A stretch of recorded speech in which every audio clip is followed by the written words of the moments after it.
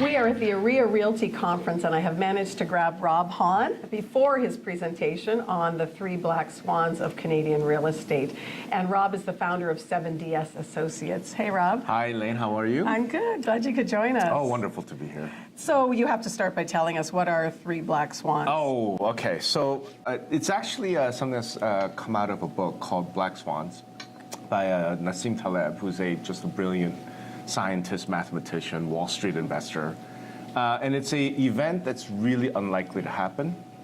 You can't predict it, but if it happens, it changes everything. So for example, you know, the collapse of the housing market actually was a black swan event.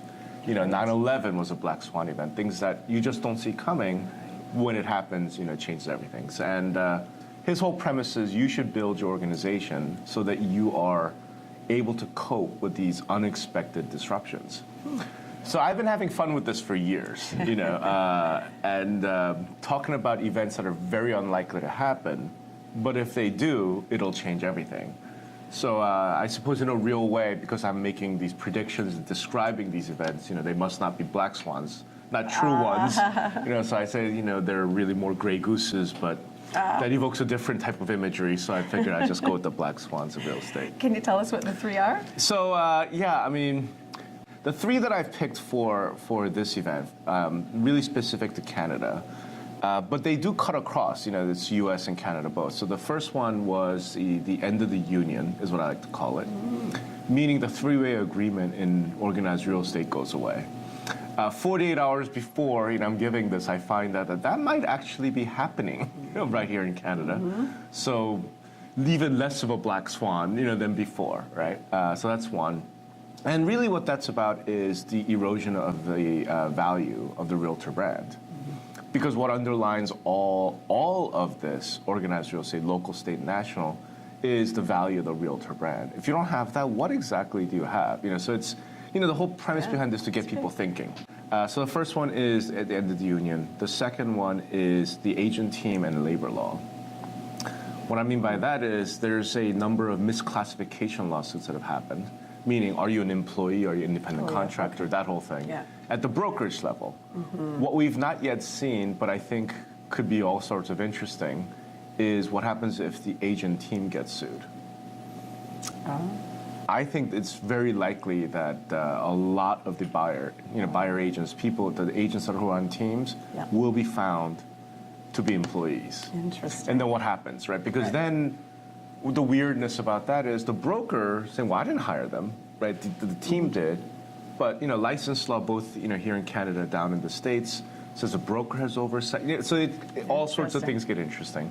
So that's the second one. And the third one is the MLS becoming a public data utility. That one I actually, you know, have been talking about in the States for a couple of years. I think it's more likely to happen here in Canada, simply because British Columbia now has a single person who is a real estate czar, which we don't have anywhere else. You know, could something like that lead to a data utility type situation? It's possible. You know, because when we saw this last in the States, it was right after the collapse of the real estate market. Well, there are a lot of folks who think that the Vancouver market is more than a little bit dysfunctional. If something happens there, could a single person, the superintendent of real estate, make a decision that, you know, maybe what we need to do is do something about data, control the MLS. So those are the three. Interesting. Well, and good things to chew on, and you called them unlikely, but that as you describe them, there's you know, move a foot that would make them more likely. Is there anything that you think is really likely that's going to happen? You know, part of me really thinks that agent team one, maybe it's not a black swan or a gray goose, but like a white duck that's going to show up. You know, part of me feels like maybe that one really could happen. There's some other ones, you know, that I think are also coming that are going to be interesting. Like, for example, you know, I think that traditional commission split-based brokerages are in deep trouble, right? Just based on the numbers. So I think things like 100% commission-only shops are going to be the future of real estate. Am I right about that? You know, who knows? I think I am, but that to me feels like it's going to happen. Interesting. You know, that the current model of 80-20 split, 70-30 with the cap, all that is just starting to, really compress. And I think we're going to see real cost competition, among brokerages for agents. Wonderful. We're seeing that all over the States. I think you guys are starting to see it here. So it's just the natural economics. So I think that would be one that I would say is going to happen.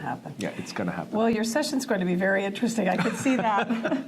Thank I you hope so so. much, Thank Rob. you very much. I've been talking to Rob Hahn. He is founder of 7DS Associates.